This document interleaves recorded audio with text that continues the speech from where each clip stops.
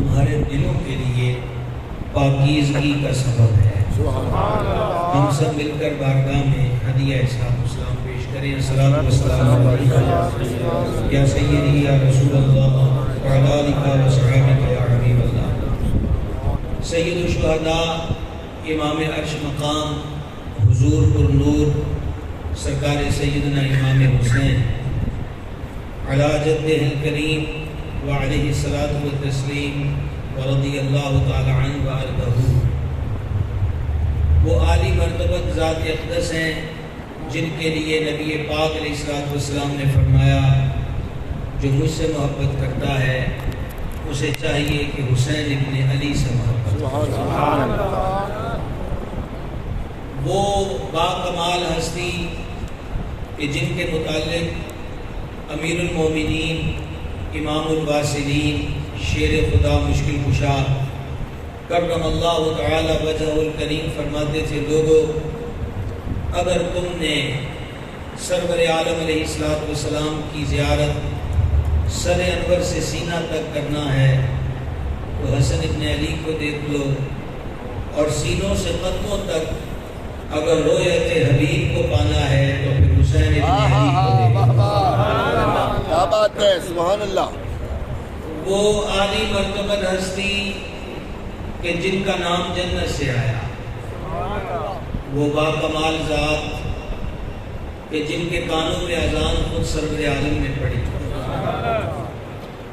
وہ امت کا پیشوا کہ جن کو تحریک یعنی گڑتی خود سرور عالم علیہ الصلوۃ والسلام نے عطا فرمائی، اور اس گڑتی میں جو غذا بطن امام میں پہلی بار گئی وہ دعاب تھا جو امیر المومنین امام المتصدقین خلیفہ اول بلا فصل افضل الخلق بعد الرسل سیدنا صدیق اکبر عتیق و اطہر عاشق اکبر کی مبارک ایڑی پر لگے تو سانپ کے زہر کا اثر دور ہو جائے، کالی کنووں میں پڑے تو پانی میٹھا ہو جائے، کستوری کی خوشبو سے مہکے، بیمار پیے تو شفا یاب ہو جائے۔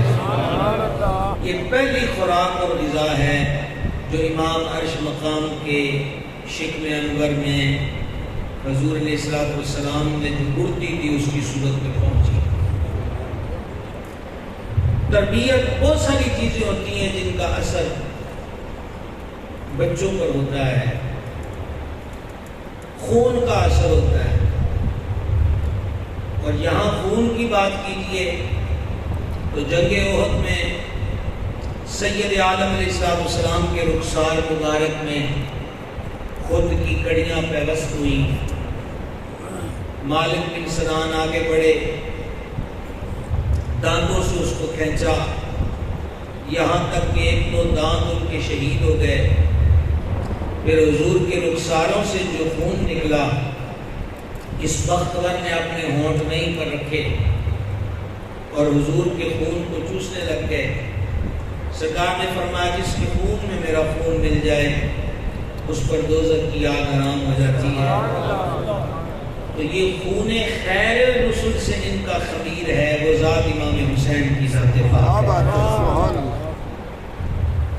دوسرا اثر بچے کی طبیعت پر دودھ کا ہوتا ہے، یہ حجاب و عظمت کی بات ہے اور بہت بڑی بارگاہ کی بات ہے، یہاں زیادہ دیر کوئی جملے استعمال میں نہیں کر سکتا، بس یوں کہہ لیجئے کہ امام حسین وہ ذات ہیں کہ جنہیں سیدہ طیبہ طاہرہ زکیہ مخدومہ کریمہ صالحہ راکعہ ساجدہ کاملہ ولیہ تقیہ حضرت بطول زہرا سے نور حاصل ہوا، وہ ذات امام علی مرتبت کی ذات ہے۔ نام کا اثر بڑا ہوتا ہے بچے کی طبیعت پر، نام کا اثر۔ مرحب مولا مرتضیٰ کے مقابلے میں آیا، فخریہ اشعار پڑھنے لگا، میرے تلوار کی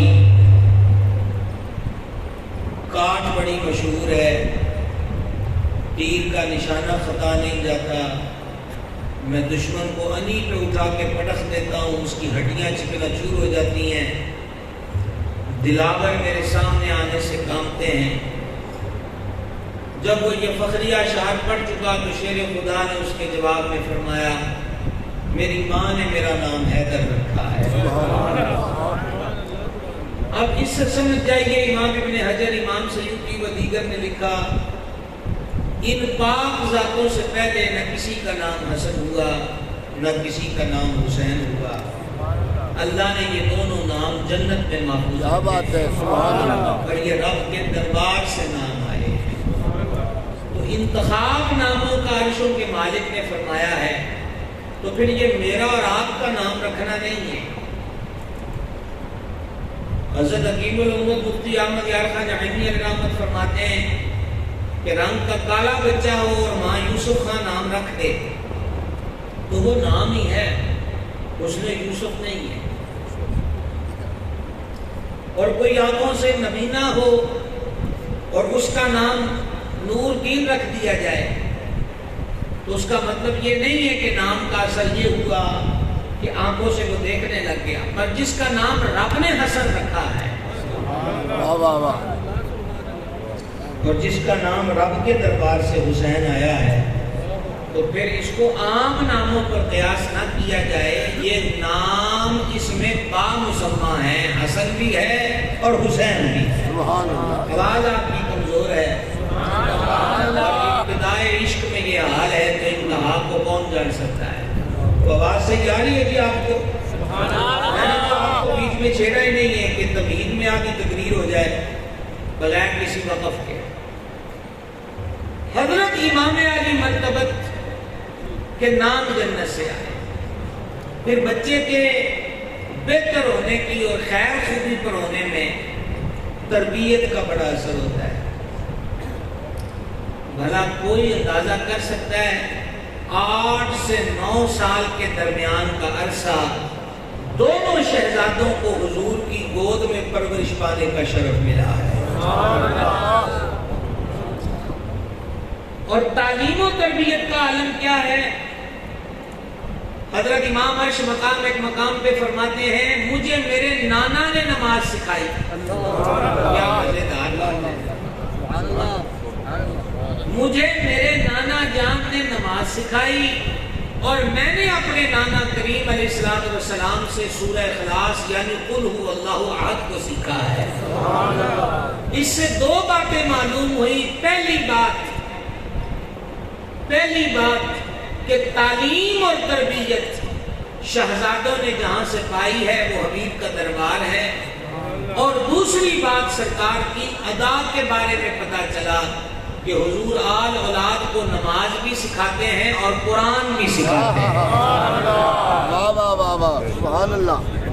اور ہمیں تعلیم دی۔ جان عالم علیہ السلام نے فرمایا، مفہوم حدیث پیش کرتا ہوں، اپنی اولاد کو 3 چیزیں سکھاؤ۔ نمبر 1 اپنے نبی کی محبت، نمبر 2 نبی کی آل کی محبت، نمبر 3 قرآن۔ مسجد کے مولوی سے نہیں کہا کہ لوگوں کے بچوں کو قرآن پڑھا، فرما اولادکم، اپنی اولادوں کو تم سکھاؤ۔ حسینی بننا ہے تو پھر اس رمز اور بزم کا خیال رکھنا ہوگا۔ حسین ابن علی وہ ہے جن کو ان کے نانا نے نماز سکھائی، سورہ اخلاص سکھائی۔ ہم زیادہ سے زیادہ بچوں کو باپ ہو، دادا ہو، نانا ہو، کیا ہے 1 سے 100 تک، A سے Z تک بتاؤ بیٹا شیر کو انگلش میں کیا کہتے ہیں، ہاتھی کو انگلش میں کیا کہتے ہیں؟ نعرہ حسینیت زندہ باد، یزیدیت مردہ باد کا۔ لیکن جو حسین ابن علی کو سکھایا گیا تھا سورہ اخلاص، وہ ہم اپنے بچوں کو کیوں نہیں سکھا رہے؟ جو حسین ابن علی کو سکھایا گیا تھا قل هو اللہ احد، وہ ہم اپنے بچوں کو کیوں نہیں سکھا رہے؟ نیازوں کی، جلسوں کی، دودھ کی سبیلوں کی، شربت کی سبیلوں کی سید الشہداء کو کوئی ضرورت نہیں، ہمیں ضرورت ہے۔ مظلوم کربلا کا اس امت سے تقاضا مشن کربلا ہے۔ کہ اب ہاتھ پہ ہاتھ دھر کے مت بیٹھو، جو تعلیم و تربیت کا معیار ہے اس کو پیش نظر رکھا جائے۔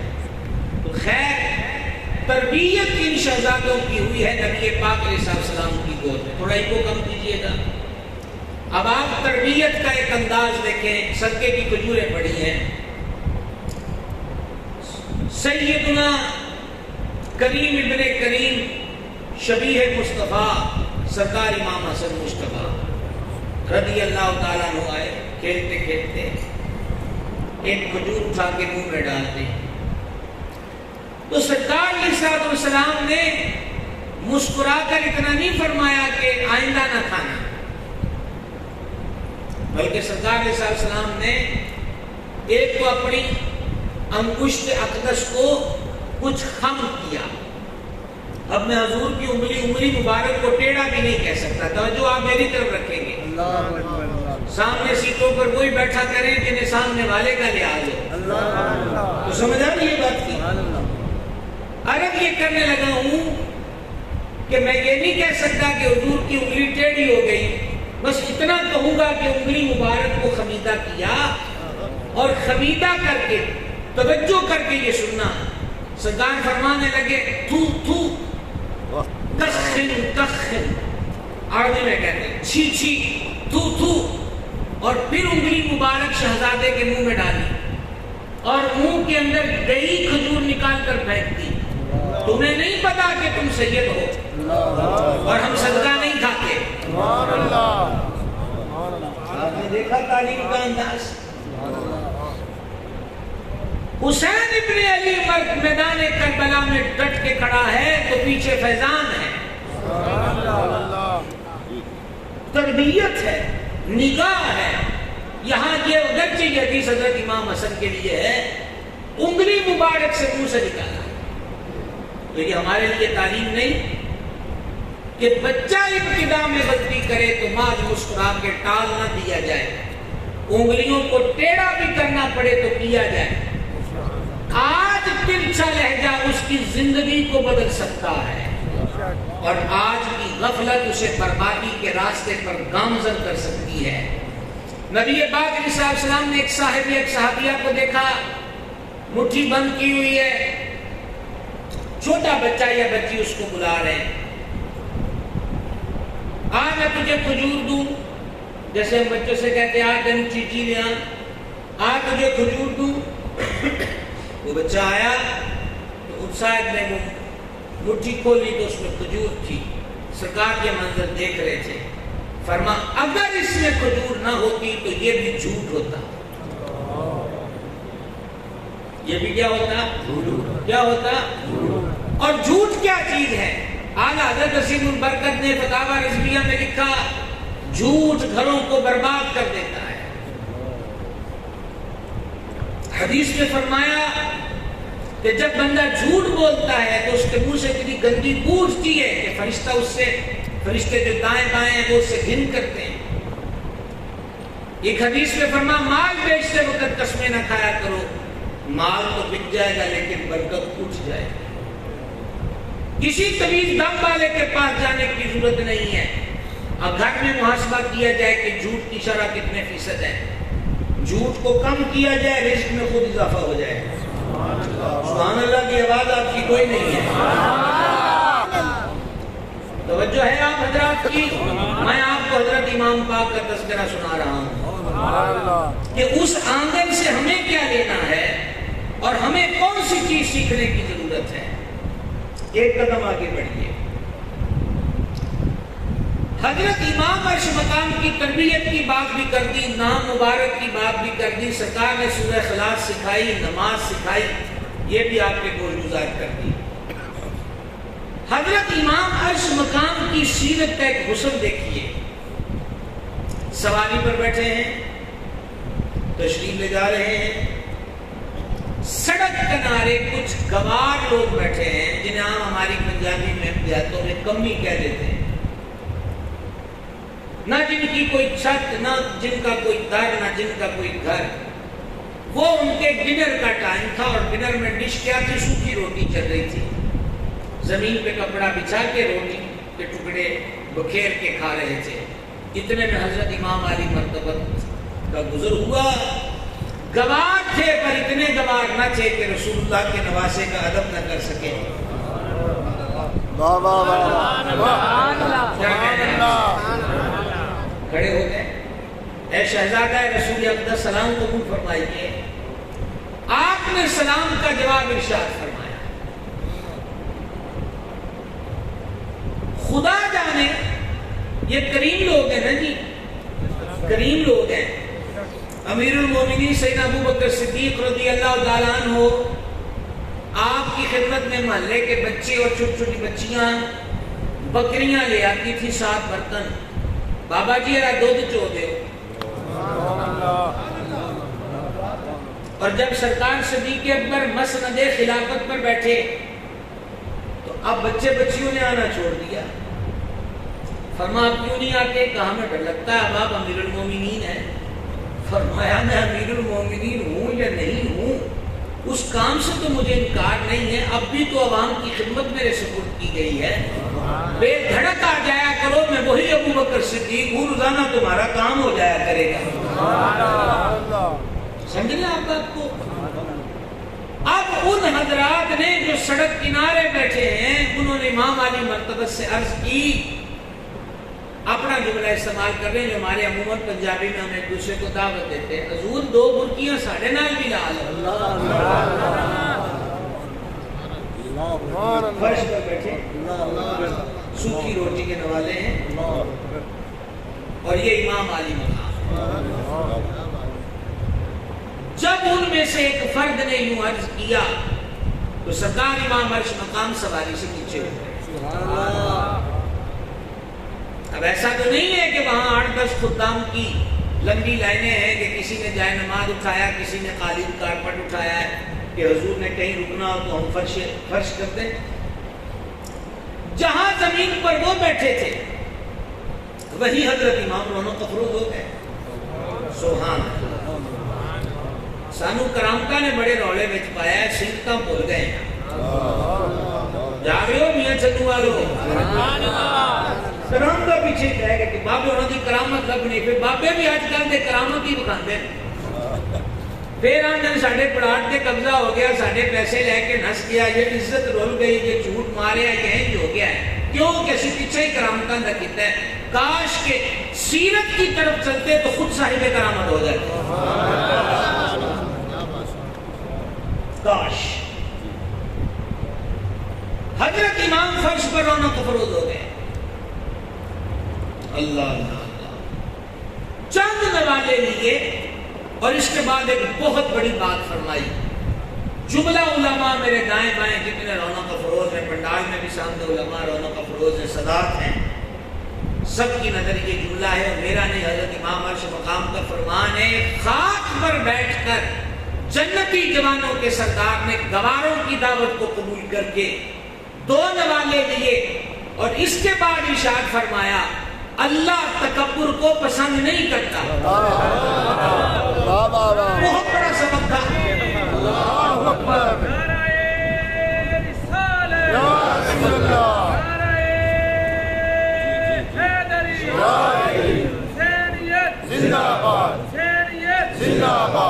فرمایا اللہ تکبر کو پسند سمجھایا کیا تھا کہ ان کی دعوت پر ان کے ساتھ بیٹھا ہوں اور 2 نوالے ان کے ساتھ لگائے ہیں.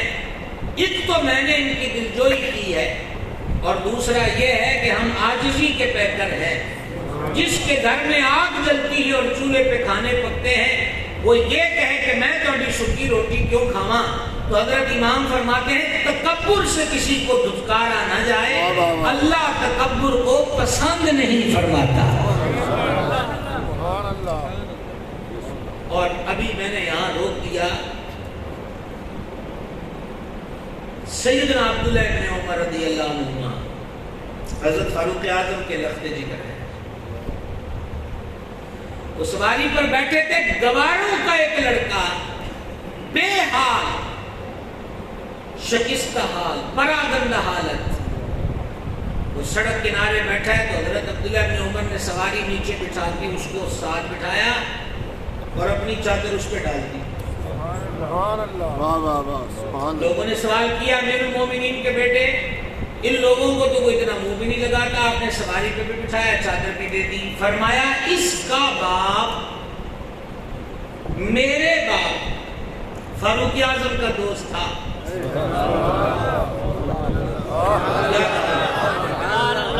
اس کا باپ میرے باپ فاروق اعظم کا دوست تھا.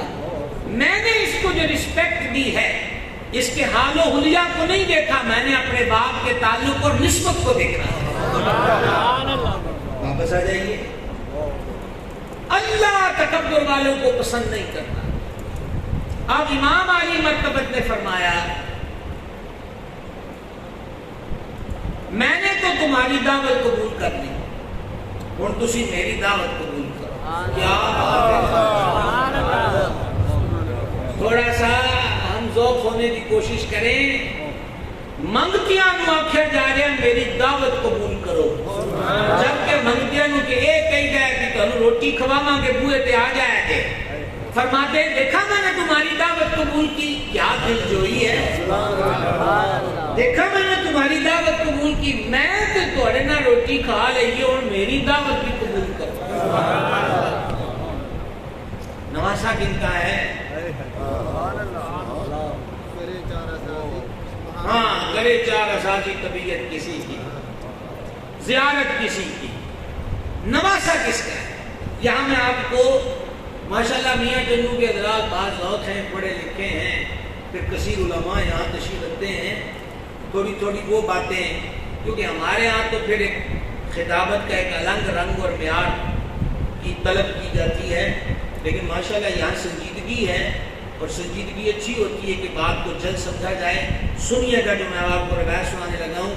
سرکار ایک صحابی پاک کے گھر تشریف لے گئے علیہ السلام, اور ماجرا یہ ہے کہ کچھ دن سے کھانا ملاحظہ نہیں فرمایا. حضور کھانا پیش کریں, کیا ہے گھر پہ؟ حضور روٹی ہے, سالن نہیں ہے. روٹی ہے, سالن نہیں. اب میرے بھائی ہمارے یہاں کیا ہوگا, میں آپ میں سے کسی کے ہاں یا آپ میرے ہاں آئیں, اور بھوک لگی ہے کھانا دو, اور گھر میں سالن موجود نہ ہو,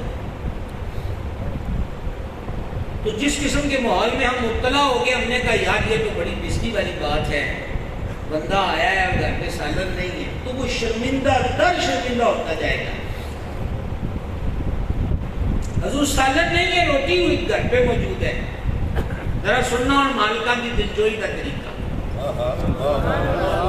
سمجھا کہ میں نے آپ سے کہا نا آپ سنجیدہ ہیں, تو ذرا غور کیجئے گا ان 2 سطروں پہ. حضور روٹی ہے, سالن نہیں ہے. اب پتہ نہیں ان کے من کے نظر کی کیا کیفیت ہوگی کہ کاشی میں ہر نعمت صاحب کوثر کی رونق افروزی ہے, اور ہمارے پاس پیش کرنے کو سالن بھی نہیں ہے. پتہ نہیں دل ہی دل میں کیا حالات ہوں گے, اور حضور تو دلوں کی جانتے ہیں. حضور سالن نہیں ہے, روٹی ہے. فرمایا سرکہ ہے, گھر پہ سرکہ ہے. عرض کیا جی ہاں. فرما لو, جس گھر میں سرکہ ہو وہاں سالن کی کیا ضرورت. کاش کہ جو میں عرض کرنا چاہتا ہوں آپ عام پہنچ چکے ہیں. فرمایا جس گھر میں سرکہ ہو وہاں سالن کی کیا ضرورت. گویا اس کے دل کو رکھ لیا اور اس کو بتا دیا کوئی ایسی بات نہیں, سالن بھی ایسی چیز ہے کہ جس سرکہ بھی ایسی چیز ہے کہ جس سے روٹی کھائی جا سکتی ہے. یہ سرکار کا انداز مبارک ہے. اور ہم کیسے ہو گئے, باپ بوڑھا ہو چکا ہوتا ہے, بیٹی کو گھر سے رخصت کرنے کے لیے چونی جمع کرتا ہے. برات والے دن اس کی سانس اکھڑ رہی ہوتی ہے اور اس طرح کے جہاں میں مبتلا ہوتا ہے. ایک تو اس کے آشیانے کی چڑیا اڑنے لگی اور دوسرے گھر جانے لگی ہوتی ہے, دوسرا اس نے پائی پائی کر کے پیسہ جوڑا ہوتا ہے. اسے فکریں کھا رہی ہوتی ہے کہ روٹی نہ کٹ جائے. پرونے اور دوجیاں بھی پہلی باری آنا ہے, برادری بھی کٹھیا ہونا ہے کہ روٹی نہ کٹ جائے. ساری زندگی روٹی، تو صبح دوپہر شام روٹی پلس روٹی پلس روٹی، اس کے سوا ہمارے پاس ہے کیا؟ لیکن اس دن بھی جڑا بندہ گلا کرن تو باز نہیں آتا، سالن ٹھیک نہیں، چاول کچے رہ گئے، کسٹرڈ میں چینی ٹھیک نہیں تھی، روٹی پتہ نہیں کہاں سے لگوائی، سوکھ کے لکڑ ہو چکی تھی۔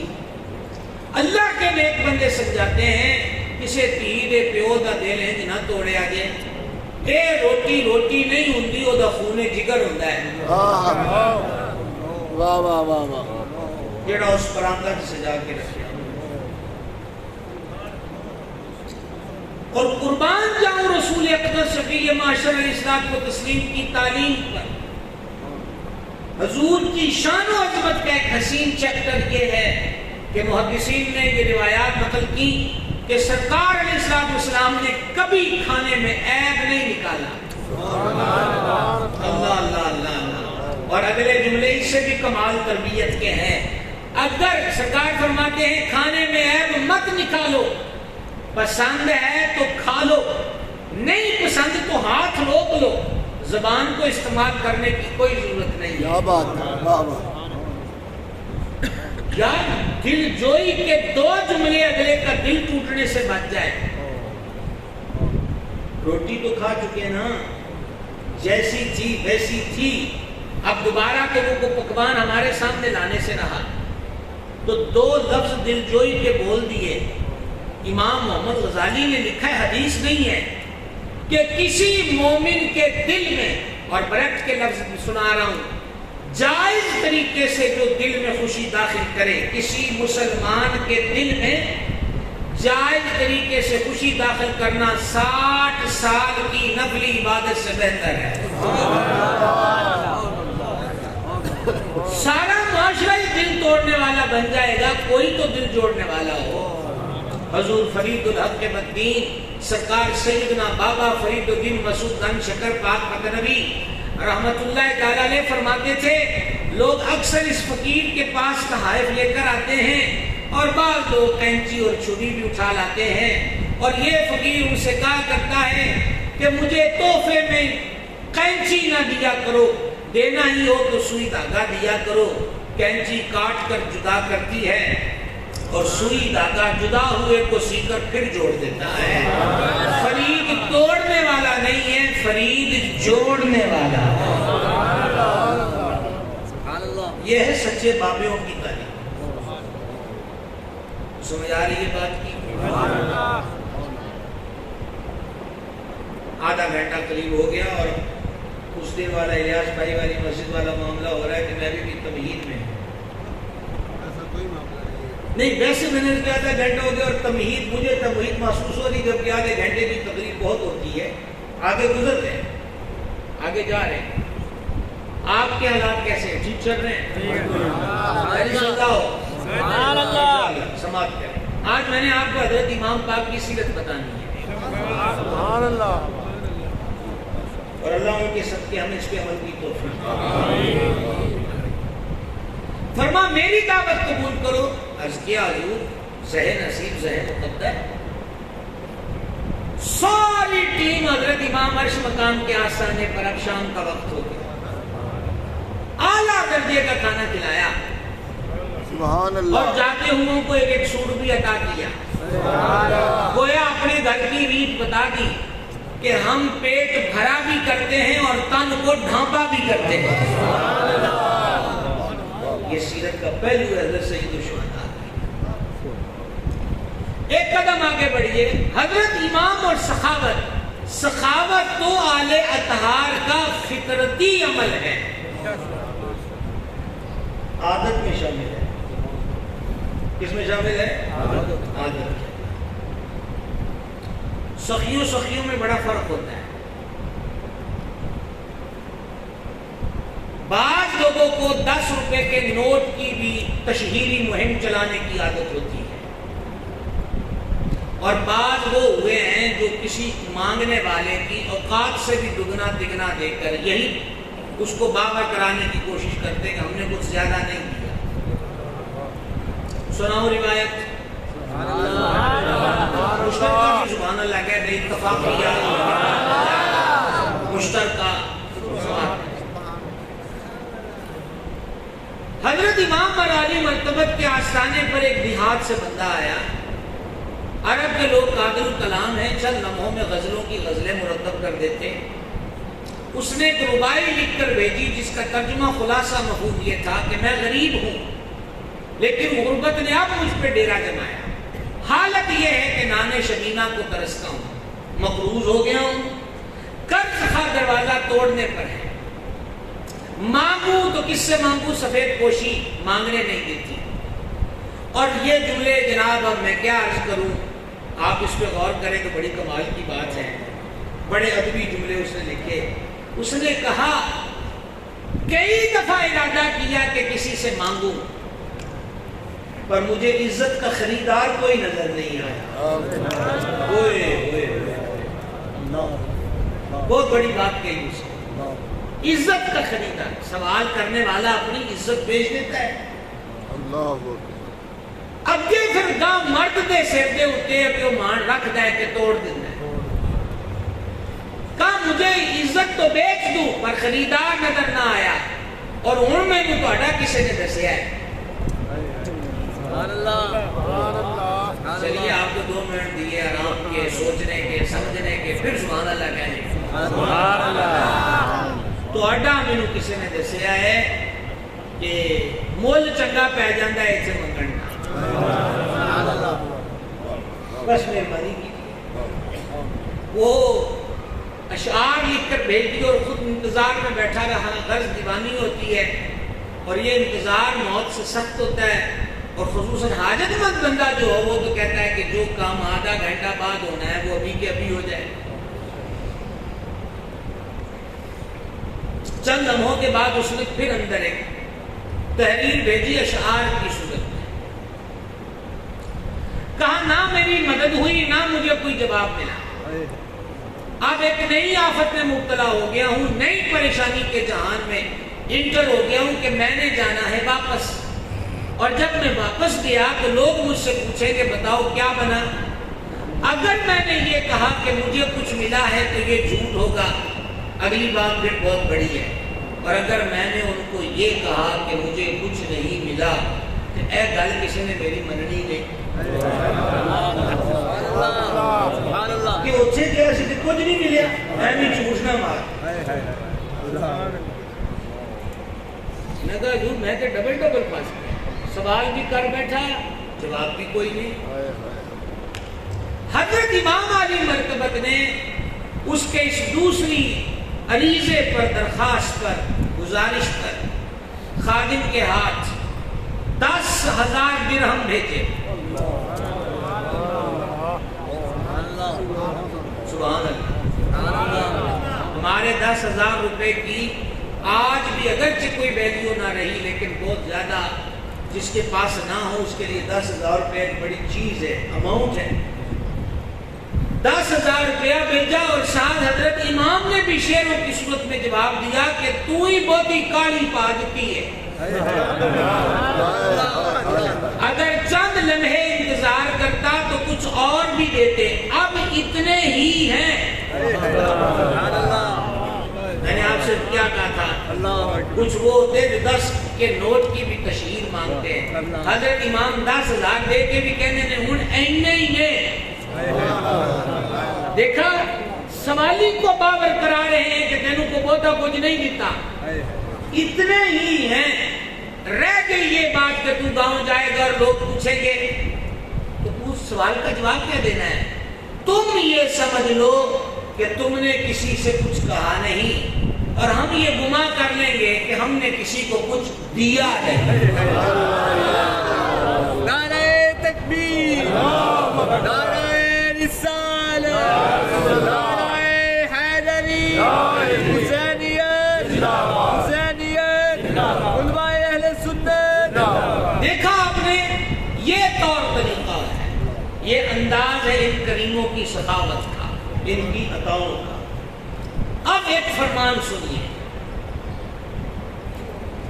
سید الشہداء امام عرش مقام رضی اللہ تعالیٰ عنہ نے فرمایا میں حج پر حج کروں اس سے کہیں بہتر سمجھتا ہوں کہ میں پیسہ مدینے کے مسکینوں اور بھوکوں پہ خرچ کروں اور کوئی مشکل میں پڑا ہو تو اس کی مدد کروں.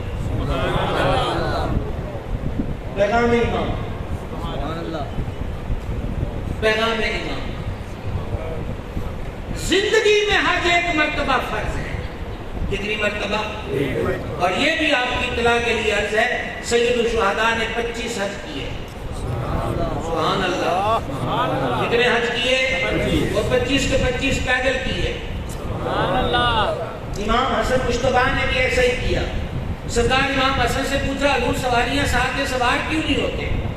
فرمایا رب کے دربار میں جانا ہے، شرم آتی ہے کہ رب کے دربار میں بادشاہوں کی طرح نہیں جانا چاہیے، غلاموں کی طرح جانا چاہیے. اور یہ وہ کہہ رہے ہیں جو سردار ہیں. سبحان اللہ، سبحان جو اللہ. کیا ہیں؟ سردار کیا ہیں؟ سردار ہیں. آپ یہ فرماتے، آپ کی مراد یہ ہے کہ جتنے اخراجات سفر پر اور جتنے اخراجات وہاں قیام پر آنے ہیں، تو جو معاملہ نفلی عبادت میں داخل ہو جائے اس کا فائدہ تو ذات کو ہے، پر یہ ثواب اینا لگ جائے کہ بھوکے کو روٹی کھوا دی جائے، پیاسے کو پانی، مشکل میں پھنسے کی مدد، مظلوم کی ہیلپ. اور اب آپ کو بتاؤں اس گھر کا رتبہ، قادسیہ سے پہلی منزل پر حر 1000 سپاہیوں کے ساتھ سید الشہداء کو روکنے کے لیے پہنچا.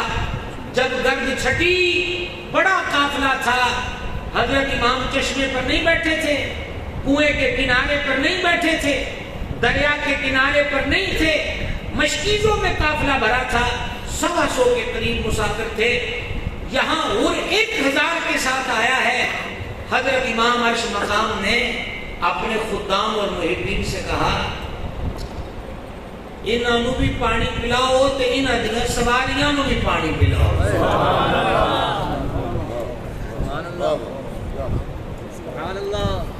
اسے کہتے ہیں کہ برتن میں جو ہوتا ہے وہی ٹپکتا ہے. وہاں کمیدگی تھی کہ دریائے فرات پر پہرے بچھا دیے. یہ صاحب کوثر کا نواسہ ہے. دشمن کے 1000 سپاہی آتے ہیں تو تب بھی فرمایا جاتا ہے سواروں کو بھی پانی پلایا جائے اور سواریوں کو بھی پانی پلایا جائے. یہ ہے سیرت امام علی مرتبہ. کیوں جی کو سمجھ آ رہی ہے بات؟ یہ کیا ہے سیرت امام عرش مقام. ایک قدم آگے بڑھیے. حضرت امام کی تعلیم و تربیت کا ایک اور باب، اور بڑی معذرت کے ساتھ اگر آپ امام کے نام پر رسمی باتیں سننے آئے تھے تو معذرت. یہ پورا جہان ہے جو ہم کو سے اوجھل کر کے رکھ دیا گیا ہے اور ہم غفلت کا شکار ہو گئے. امام دیلمی نے مسند الفردوس کے اندر اس روایت کو لکھا کہ سید الشہداء سرکار امام حسین پاک نے فرمایا عبادت کے 70 دروازے ہیں. عبادت کے 70 دروازے ہیں. کس کے؟ کتنے؟ 70 دروازے ہیں. اور سرکار امام پاک فرماتے ہیں ان 70 دروازوں میں سب سے افضل دروازہ رزق حلال ہے.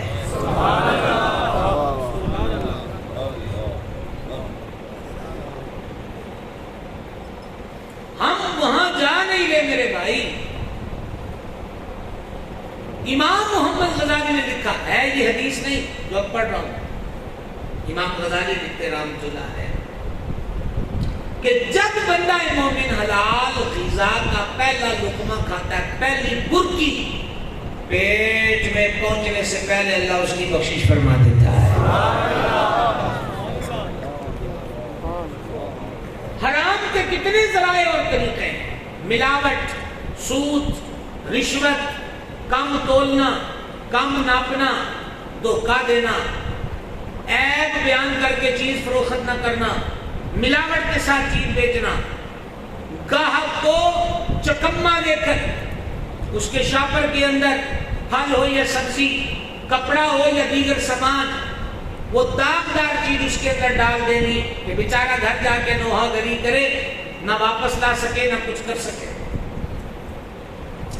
آئیے حلال کے شعبے میں اور کسی کا حق نہ مارنے کے شعبے میں سفیر حسین کا ایک عمل بتاؤں۔ مجھے پتا ہے کہ میں نے جو موضوع چھیڑا ہے یہ عنوان ایسے تھوڑی ہے کہ جلسوں کی فضا جس کے لیے سازگار اور ہموار ہو، پر ساتھ اس کے فکر رضا بھی لکھا ہے۔ اور فکر رضا یہی ہے کہ چٹکلوں سے کام نہ لیا جائے، اندر کی دنیا کو بدلا جائے۔ سمجھ گیا بات کو؟ سماعت کیجیے۔ سفیر حسین کوفہ میں ہے اور نام کیا ہے؟ سیدنا مصعب بن عقیل رضی اللہ عنہ۔ للہ الحمد میں 2 بار ان کے مزار پہ حاضر ہوا کوفہ میں، حضرت مصعب بن عقیل کے۔ جب ان کو گورنر ہاؤس کوفہ کے اندر شہید کرنے کے آرڈر جاری کیے گئے عبید اللہ ابن زیاد کی طرف سے، تو حضرت مصعب بن عقیل نے کہا 3 وصیتیں کرنا چاہتا ہوں۔ پہلی وصیت، میں نے حضرت امام کو خط لکھ دیا ہے کہ کوفے والوں نے میرے ہاتھ پر آپ کے لیے بیعت کی، آپ جلدی آ جائیں، پر خط بھیجنے کے بعد کوفے والوں کی بے وفائی اس نہج پر پہنچی کہ آج میرے قتل کے آرڈر جاری ہو گئے۔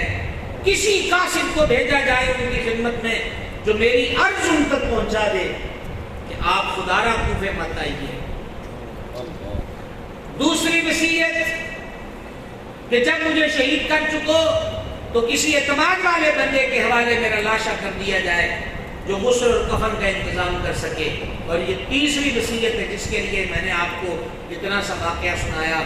حضرت سفیر امام حسین حضرت مصعب بن عقیل کہتے ہیں میں جب سے کوفہ آیا ہوں مجھ پر کچھ قرض چڑھ گیا ہے۔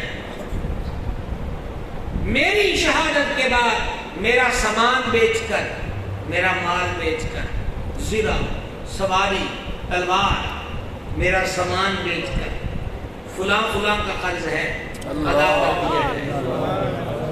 مجھے نہیں پتا کہ کہاں سبحان اللہ زیادہ اونچی کہنا چاہیے اور کہاں غیر سے کہنا چاہیے۔ اور سوچو تو صحیح، یہ سفیر ہے حسین ابن علی کا، بنو ہاشم کا چراغ اور آفتاب ہے حضرت مصعب بن عقیل۔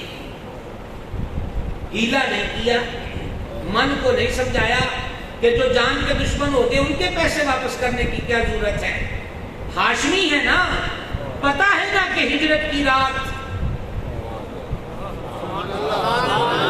کیا کہا جائے آپ سے جناب، ہجرت کی رات مولا مرتضیٰ کو سبز رنگ کی چادر دے کے لٹھایا اور فرمایا علی ہم جا رہے ہیں ابو بکر صدیق کے پاس، حضور کی مرضی پر اعتراض نہ کرنا، اللہ کی تقسیم پر اعتراض نہ کرنا، جس کو بستر پہ لٹایا وہ بھی باکمال ہے اور جس کو ہجرت کا ساتھی بنایا وہ بھی باکمال ہے۔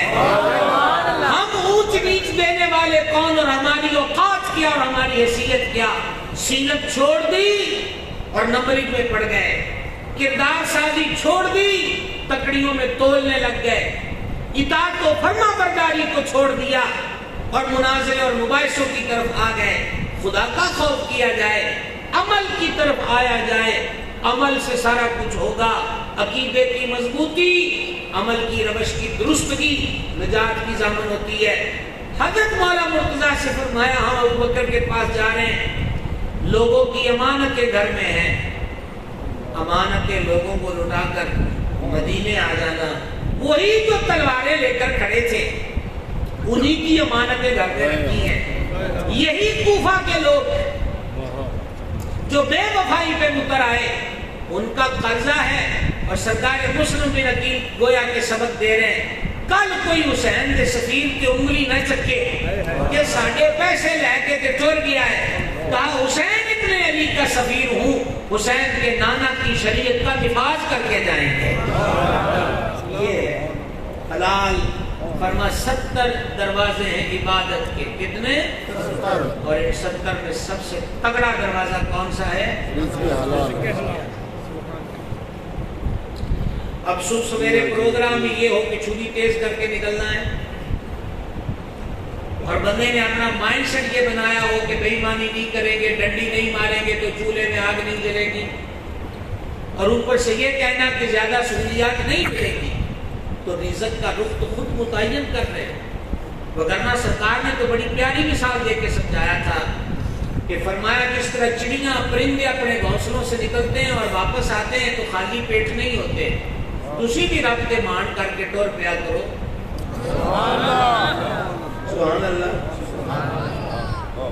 اور ایک حدیث میں فرمایا جو حلال کمانے کے لیے ذلت کی جگہ پہ کھڑا ہوا، حلال کمانے کے لیے کہاں کھڑا ہوا؟ ذلت کی جگہ۔ ڈبل ایم اے تعلیم ہو گئی، ڈگریاں ڈپلومے پائے، جاب نہیں مل رہی، رشوت کے بغیر سفارش کے بغیر جاب نہیں ملتی، بڑے گھر کا ہے کرائسس کا شکار ہو گیا، غربت نے ڈیرے لگائے۔ اب کام کیا مل رہا ہے؟ فار ایگزامپل کہ وہ ریڑی لگا لے، وہ چھاپڑی لگا لے، پر یہاں آ گئی انا غالب اسی ریڑی لاواں گے، اسی چھاپڑی لاواں گے، نوکری مل نہیں رہی، ریڑی چھاپڑی اپنے اندر کے اسٹیٹس کے خلاف ہے، تو پھر ایک راستہ بچا، لوگوں کو لوٹنے لگ گئے، راہ میں وارداتیں کرنے لگ گئے، سٹریٹ کرائم میں اضافہ ہو گیا، موٹر سائیکل والوں کو لوٹنا شروع کر دیا، دائیں بائیں والوں کو کیا یہ عزت تھی کہ کل قیامت کے دن یوں اٹھے کہ یہ چور ہے، یہ زیادہ ریپوٹیشن ہے۔ سرکار فرماتے ہیں علیہ الصلوۃ والسلام جو حلال کمانے کے لیے ذلت کی جگہ پہ کھڑا ہوا۔ اب آپ ذلت کی جگہ سمجھ گئے؟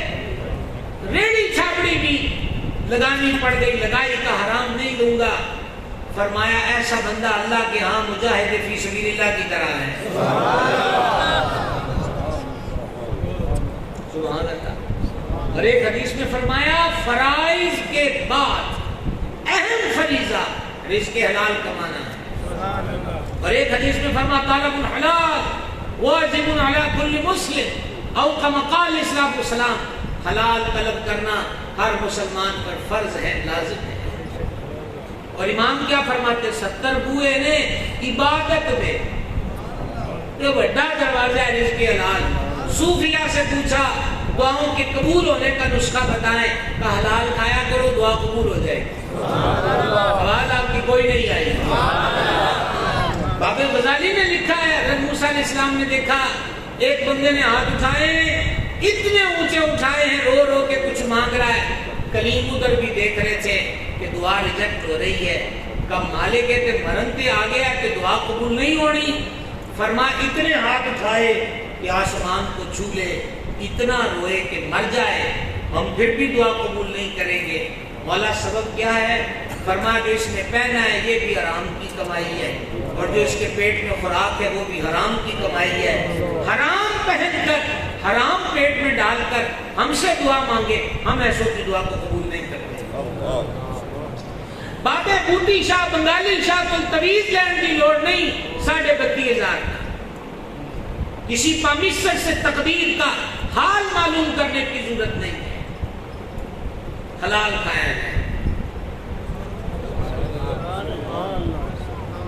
پھر ایک بڑے بڑے صوفی نے بڑی بڑی گل کی تھی، رکھی سکھی کھا فریدا، تسی نو شکراں تے لگ گئے ہو، تسی سبحان اللہ کیوں آکھنی جناب؟ تو گل نہیں سمجھ آ رہی ہے؟ رکھی سکھی کھا فریدا تے ٹھنڈا پانی پی، بہت بڑا فلسفہ بیان کیا بابا صاحب نے، بہت بڑا۔ رکھی سکھی کھا فریدا تے ٹھنڈا پانی پی، ویکھ پرائی چوپڑی نہ ترسائیے جی، ویکھ پرائی چوپڑی نہ ترسائیے جی۔ وہ تو اپنے کچے مکان کا مخالف ہو گیا، کسی کی کوٹھی دیکھ کر، کلی دیکھ کر کچے کا شکر ادا کر، دال روٹی پہ شکوہ کر بیٹھا، 5 اسٹار ہوٹل میں کھانا کھانے والے کی ڈشیں دیکھ کر، گلی گلی روٹی مانگنے والے کو دیکھ کر شکر ادا کر کے تجھے گھر میں چھاپی میں روٹی رکھ کر کولی میں سالن ڈال کر باعزت طریقے سے کھانے کو ملا۔ یہ سید الشہداء فرماتے 70 کو چھوٹی موٹی گل نہیں ہے جس پر میں اتنی دیر سے رکا بیٹھا ہوں.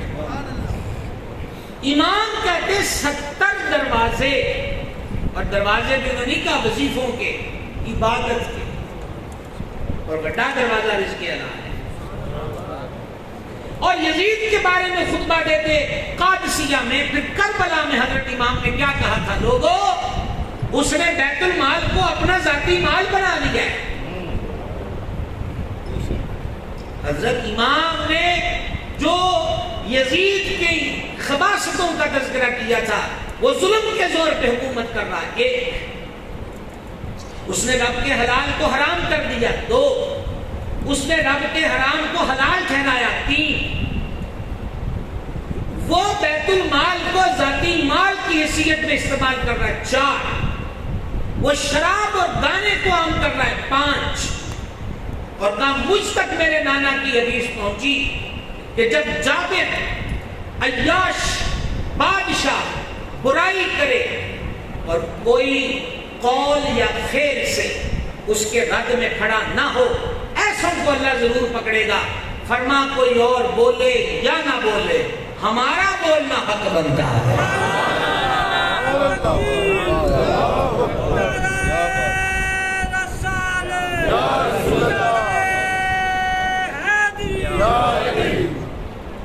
کیوں جناب، کچھ سمجھ آ رہی ہے بات کی؟ بہت جلد ہم اختتام کے ساحل پہ پہنچنے والے ہیں. کوئی بولے نہ بولے، فرما میرا حق بنتا ہے. حق کیوں نہیں بنتا؟ رسول اللہ کا نواسا ہے.